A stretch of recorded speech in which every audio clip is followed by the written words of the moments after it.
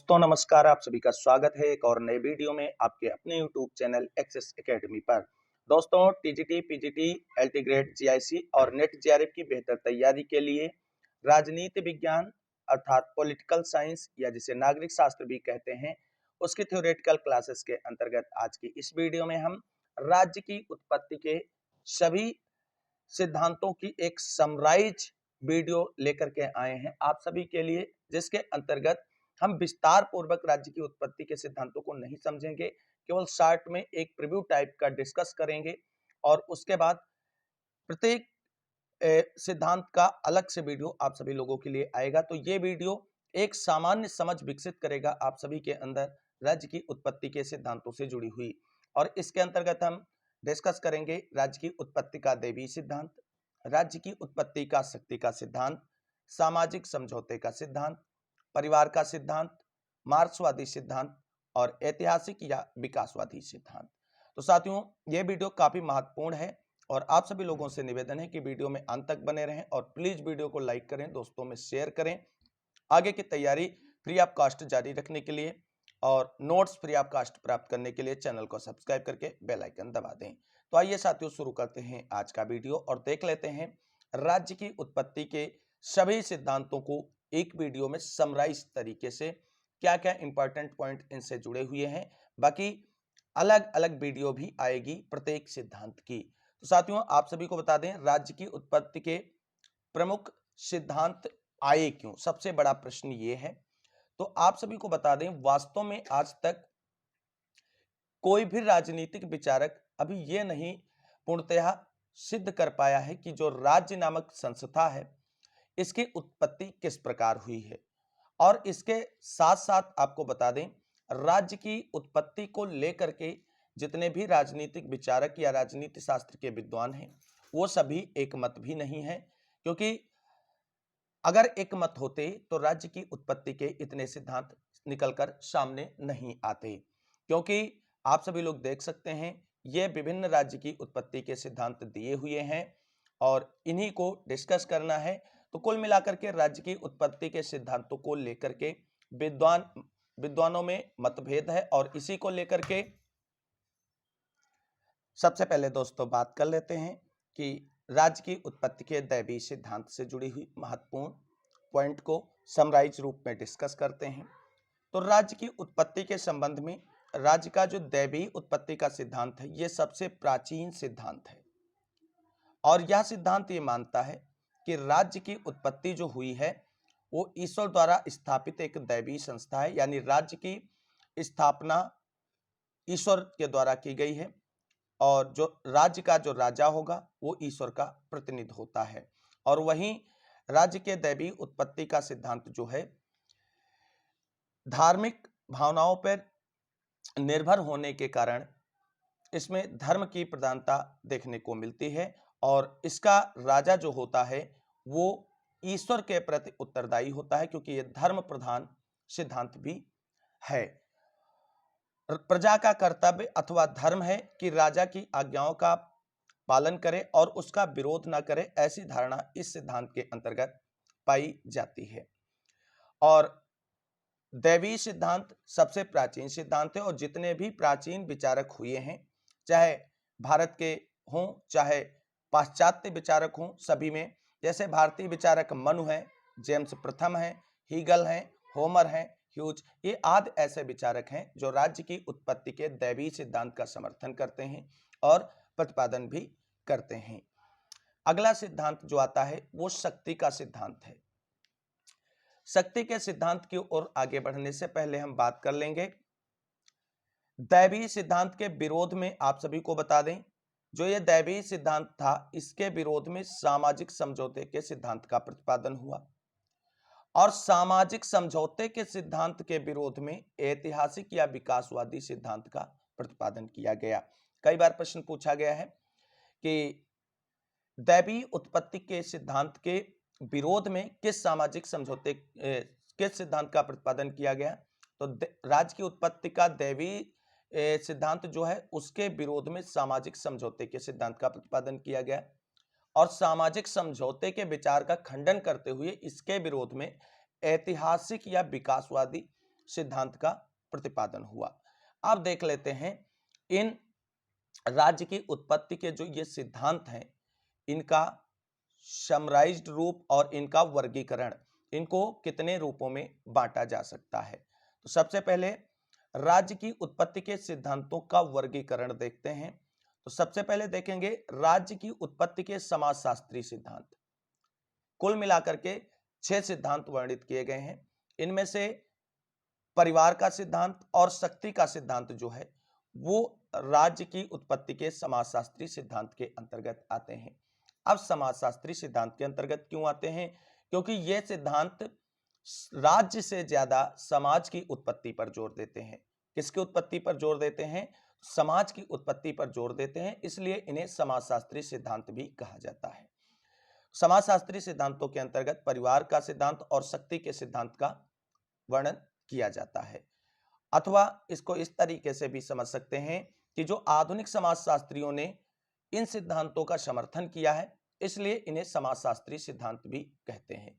या एक तरीके से हम इस तरीके से भी समझ सकते हैं कि परिवार का सिद्धांत और शक्ति का सिद्धांत जो है वो कहीं ना कहीं समाजशास्त्रियों के द्वारा प्रतिपादित और समर्थित सिद्धांत हैं, इसलिए इनको समाजशास्त्री सिद्धांत के अंतर्गत रखा जाता है। वहीं दूसरी कैटेगरी आती है उदारवादी सिद्धांतों की। अब उदारवादी सिद्धांत वह सिद्धांत हैं और इनके अंतर्गत जो सिद्धांत आते हैं वो है सामाजिक समझौते का सिद्धांत और ऐतिहासिक या विकासवादी सिद्धांत। राज्य की उत्पत्ति का सामाजिक समझौते का सिद्धांत, ऐतिहासिक या विकासवादी सिद्धांत को उदारवादी सिद्धांतों के अंतर्गत रखा जाता है। और उसके बाद बात कर लेते हैं राजनीतिक सिद्धांतों के अंतर्गत। तो राजनीतिक सिद्धांत जो हैं उसके अंतर्गत आने वाले प्रमुख सिद्धांतों में दैवी उत्पत्ति का सिद्धांत है, सामाजिक समझौते का सिद्धांत है और ऐतिहासिक विकासवादी सिद्धांत है। इन सभी को राजनीतिक सिद्धांतों के अंतर्गत रखा जाता है। तो यहाँ से जो राज्य की उत्पत्ति के सिद्धांतों का वर्गीकरण है, यहाँ से प्रश्न पूछा जाता है। तो राजनीतिक सिद्धांत के अंतर्गत आने वाले सिद्धांत दैवी उत्पत्ति का सिद्धांत सबसे प्राचीन सिद्धांत, सामाजिक समझौते का सिद्धांत दैवी सिद्धांत के विरोध में आया सिद्धांत और ऐतिहासिक या विकासवादी सिद्धांत ये सामाजिक समझौते के सिद्धांत के विरोध में आया हुआ सिद्धांत है और यह सबसे मान्य सिद्धांत है। राज्य की उत्पत्ति का ऐतिहासिक विकासवादी सिद्धांत जो है वो सबसे मान्य सिद्धांत है। अब इन सिद्धांतों पर जरा एक सबराइज नजर डाल लेते हैं। तो राज्य की उत्पत्ति के दैवीय सिद्धांत को हम सभी ने देख लिया था। अब बात करते हैं राज्य की उत्पत्ति के शक्ति का सिद्धांत से संबंधित क्या है पॉइंट्स। तो साथियों यह सिद्धांत ये मानता है कि राज्य की उत्पत्ति जो है वो शक्ति के आधार पर हुई है, अर्थात शक्तिशाली व्यक्तियों ने दुर्बलों को पराजित कर उन पर शासन करना आरंभ कर दिया और इस प्रकार से राज्य की उत्पत्ति हुई है। और कई विचारक ऐसे हैं जो कहीं ना कहीं इसका समर्थन भी करते हैं, जिसमें ओपेनहाइमर स्पष्टता लिखते हैं शक्ति के सिद्धांत के समर्थन में कि राज्य एक वर्गीय संस्था है जिसका जन्म युद्धों के कारण हुआ है। और वहीं माओ से तुंग भी लिखते हैं इसके समर्थन में कि शक्ति जो है बंदूक की नली से निकलती है। तो कुल मिलाकर के इस सिद्धांत के समर्थक विचारकों का यह मानना है कि जो राज्य की उत्पत्ति हुई है यह शक्ति के आधार पर हुई है।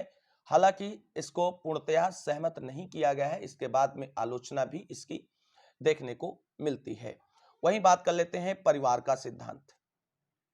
परिवार के सिद्धांत के समर्थकों का यह मानना है कि राज्य की उत्पत्ति जो है वो परिवार का विकास क्रम के फलस्वरूप ही देखने को मिलता है। और आपको बता दें ये जो परिवार का सिद्धांत है ये दो भागों में विभाजित है। एक तो पितृसत्तात्मक सिद्धांत है, दूसरा है मातृसत्तात्मक सिद्धांत। जो पितृसत्तात्मक सिद्धांत है उसके समर्थकों में सर हेनरी मैन, लीकाक आदि का नाम आता है। जो मातृसत्तात्मक सिद्धांत है उसके समर्थकों में जैक्स, मार्गन और मैक्लेनन का नाम प्रमुख रूप से लिया जाता है। तो इस सिद्धांत के समर्थकों का यह मानना है कि राज्य परिवार का ही विकास क्रम है और इसी जो परिवार है उनके विकास के फलस्वरूप ही राज्यों का निर्माण हुआ है। तो कुल मिलाकर के इस सिद्धांत के समर्थकों का मानना है कि एक तरीके से देखा जाए तो परिवार का बृहद और विकसित रूप जो है वो राज्य धारण कर लेता है। अगला बात करते हैं सामाजिक समझौते का सिद्धांत। ये बहुत ही इंपॉर्टेंट है और सामाजिक समझौते के सिद्धांत के अनुसार आपको बता दें, इस सिद्धांत के समर्थक ये मानते हैं कि राज्य एक मानवीय संस्था है जिसका निर्माण प्राकृतिक अवस्था में रहने वाले व्यक्तियों ने पारस्परिक समझौते के आधार पर किया।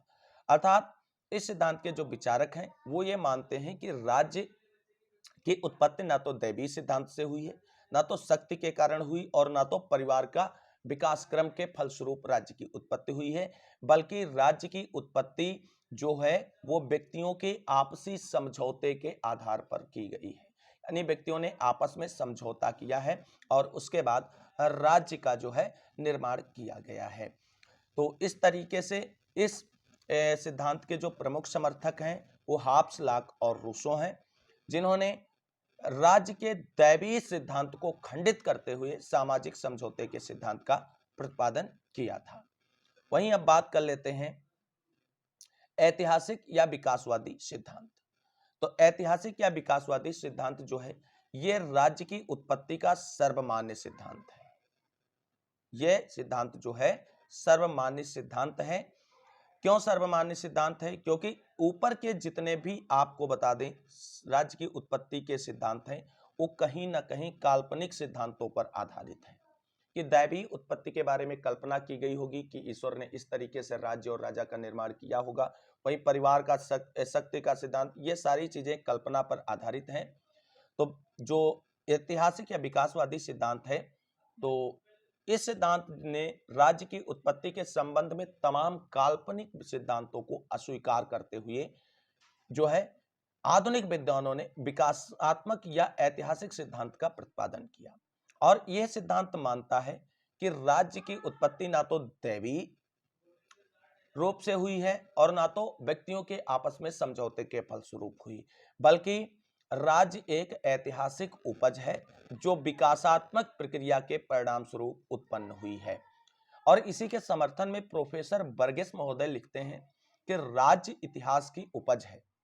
यानी राज्य किसकी उपज है? इतिहास की उपज है। और गार्नर महोदय भी लिखते हैं इसी के समर्थन में कि राज्य ना तो ईश्वर की सृष्टि है, ना ही उच्च कोटि के शारीरिक बल का परिणाम, ना किसी प्रस्ताव या समझौते की कृति है और ना ही परिवार का विस्तृत रूप है।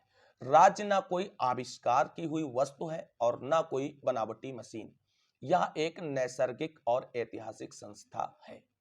तो कुल मिलाकर के ऐतिहासिक सिद्धांत तो जो विकासवादी सिद्धांत है उसने ऊपर के दैवीय सिद्धांत, शक्ति का सिद्धांत, परिवार और सामाजिक समझौते के सिद्धांत को खारिज करते हुए पूरी तरीके से स्पष्टता ये दिखा दिया कि राज्य की उत्पत्ति इतिहास की विकास के कालक्रम का परिणाम है। और इस सिद्धांत के प्रमुख समर्थकों में नाम आता है गार्नर का, मैकाइवर का, लीकाक का, बर्क का, लास्की का, बर्गेस का, जो ये मानते हैं कि राज्य की उत्पत्ति जो है इतिहास के विकासात्मक परिणाम के स्वरूप हुई है। अतः हम कह सकते हैं कि राज्य की उत्पत्ति और विकास में एक तत्व नहीं वरन अनेकों तत्वों ने काम किया है, जिसके अंतर्गत हम प्रमुख तत्व अगर देखें तो जैसे आ जाता है रक्त संबंध, जीवन रक्षा, धर्म, रीति रिवाज, आर्थिक सहयोग, राजनीतिक चेतना, युद्ध और मनुष्य की सामाजिक प्राणी होने की एक स्वाभाविक प्रक्रिया जो है वो राज्य के ऐतिहासिक विकासवादी सिद्धांत के समर्थन में आगे बढ़ती है। तो कुल मिलाकर के यह सिद्धांत एक सर्वमान्य सिद्धांत है। अब बात कर लेते हैं मार्क्सवादी सिद्धांत। तो राज्य की उत्पत्ति का जो मार्क्सवादी सिद्धांत है तो सबसे पहले आपको बता दें इस सिद्धांत के जो प्रमुख समर्थक हैं कार्ल मार्क्स हैं, एंजेल्स हैं, लेनिन है, स्टालिन है। राज्य की उत्पत्ति का जो मार्क्सवादी सिद्धांत है यह मानता है कि राज्य की उत्पत्ति वर्ग संघर्ष की अवधारणा पर केंद्रित है।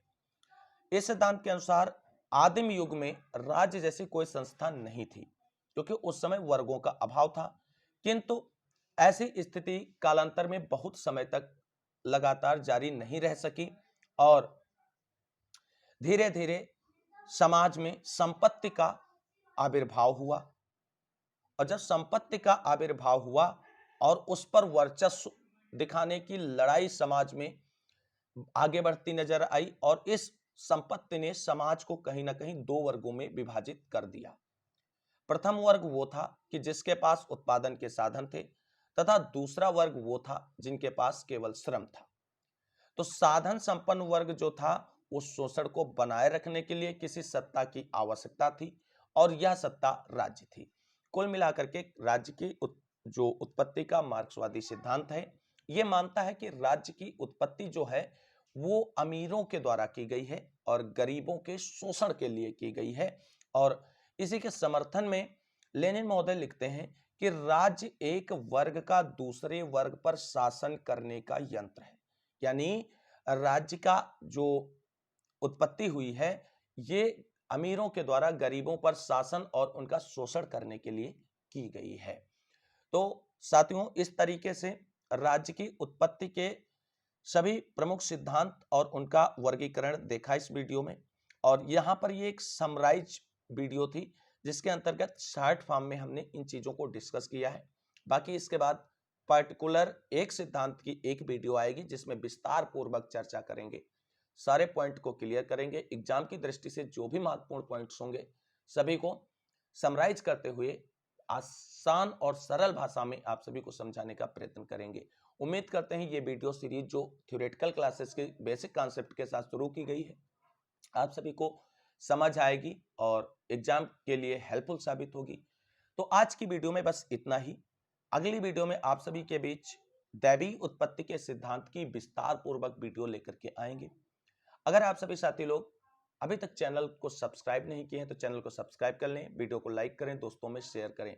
और जो अगर आप इस वीडियो के पीडीएफ प्राप्त करना चाहते हैं इस हैंड रिटन नोट्स की तो डिस्क्रिप्शन में दिए गए टेलीग्राम चैनल को ज्वाइन करें, चैनल को सब्सक्राइब करके बेल आइकन दबा लें। उसके बाद डिस्क्रिप्शन में दिए गए टेलीग्राम चैनल को ज्वाइन करें और वहां से ये सारे नोट्स टॉपिक वाइज आपको फ्री ऑफ कॉस्ट मिलते रहेंगे और आप उन्हें आसानी से डाउनलोड करते हुए पढ़ते रहेंगे।